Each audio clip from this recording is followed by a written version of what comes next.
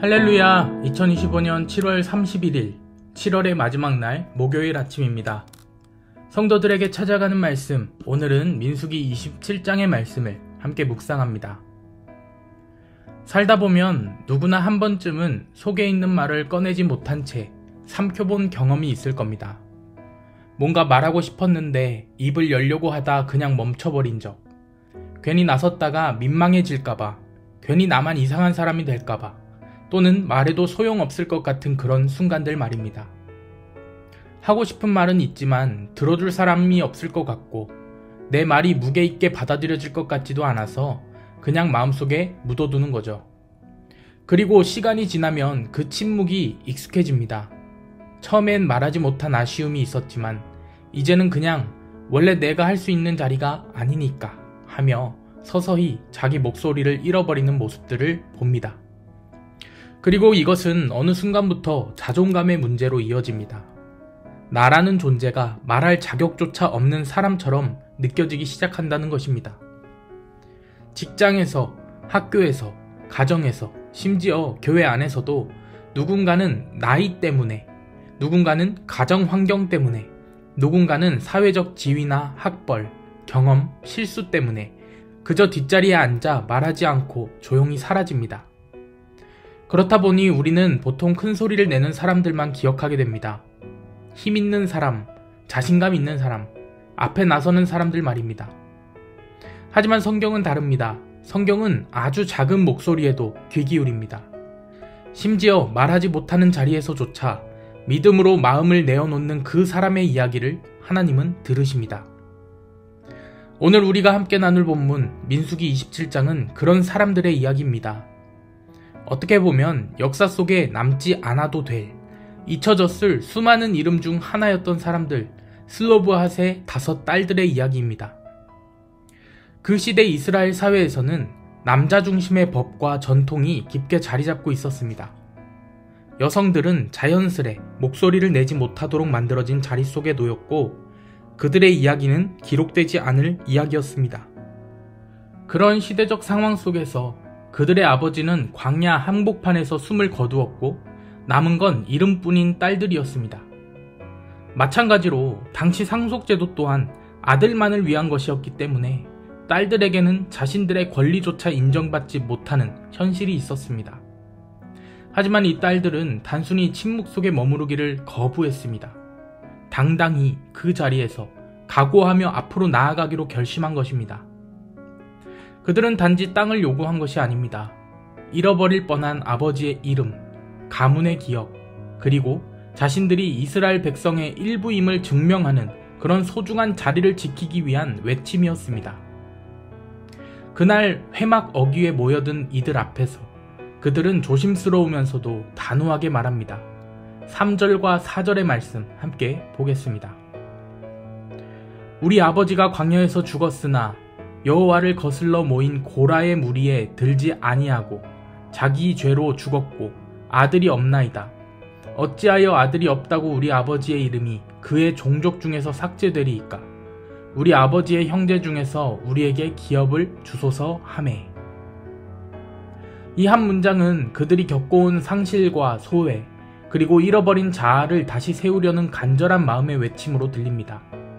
그들은 자신들이 당연히 누려야 할 권리를, 자신들의 존재가 온전함을 하나님과 공동체 앞에 증명하고자 했습니다. 광야의 그 긴 침묵 속에서도 사람들은 종종 내가 말해봤자 달라지지 않을 텐데 라는 생각에 빠져 있었습니다. 하지만 슬로브핫의 딸들은 달랐습니다. 그들은 자신들의 자리가 단지 가족의 유산을 넘어서 하나님 앞에서 기억되고 인정받으며 살아갈 권리임을 알고 있었습니다. 이렇게 그 이름 없는 목소리들이 모여 자신들이 잃어버릴 뻔한 역사의 한 페이지를 스스로 지켜내려는 모습을 우리는 오늘날의 소외되고 잊혀지기 쉬운 이들의 이야기 속에서 바라볼 수 있습니다. 한 사람 한 사람이 모여 자신의 소중한 이야기를 담은 한마디 한마디를 내뱉는 그 용기, 그 목소리가 모여 결국 세상의 법과 기준을 바꾸고 새로운 역사를 만들어낸 것입니다. 이런 딸들의 외침은 단지 옛날의 한 사건이 아닙니다. 우리 각자가 겪는 소외와 무력감 속에서도 자신의 존재를 증명하기 위해 외치는 그 목소리와 다름없습니다. 그리고 오늘 그들과 같이 지금 서 있는 그 자리에서 자신의 이야기를 꺼내놓을 수 있는 용기를 가지는 우리 모두가 되기를 소망합니다. 회막 어귀에 선 그 딸들의 말은 많은 이들의 귀에 낯설게 들렸을 것입니다.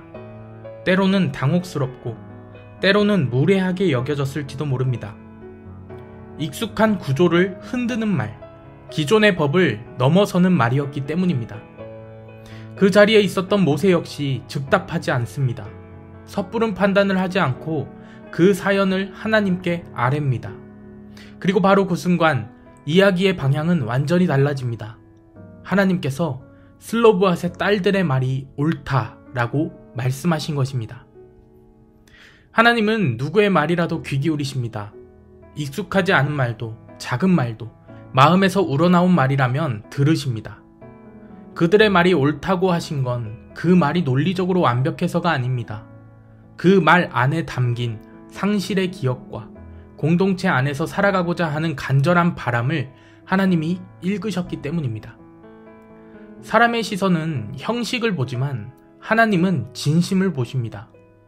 사람들은 전에 없던 이야기라며 멈칫했지만 하나님은 지금 필요한 이야기라며 응답하셨습니다.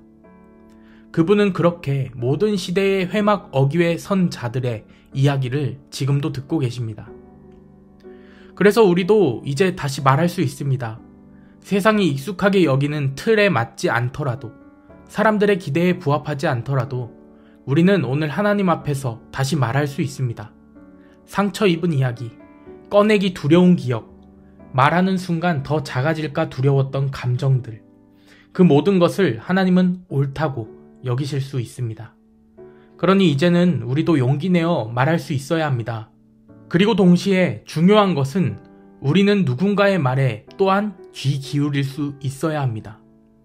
말하기 어려운 이들, 자신의 자리를 잃어버릴까 두려워하는 이들, 그늘 속에서 살아가는 누군가의 말을 하나님처럼 듣는 사람이 되어야 합니다. 오늘 이 아침 결국 우리가 가져야 하는 것은 공동체에 대한 소망입니다. 슬로브앗의 딸들이 그날 용기 내어 말했을 때 그들만의 권리가 회복된 것이 아니라 이스라엘 전체의 법과 질서가 더 정의롭게 바뀌었듯이 하나님의 응답은 언제나 개인을 넘어 공동체를 새롭게 하는 응답입니다. 그러니 우리도 말할 수 있기를, 그리고 소외된 자들의 이야기를 들어줄 수 있기를 소망합니다. 우리가 만들어가는 이 믿음의 길 위에 옳다 말씀하시는 하나님을 의지하며 나아가는 저와 여러분 되시기를 주님의 이름으로 간절히 축원합니다. 아멘.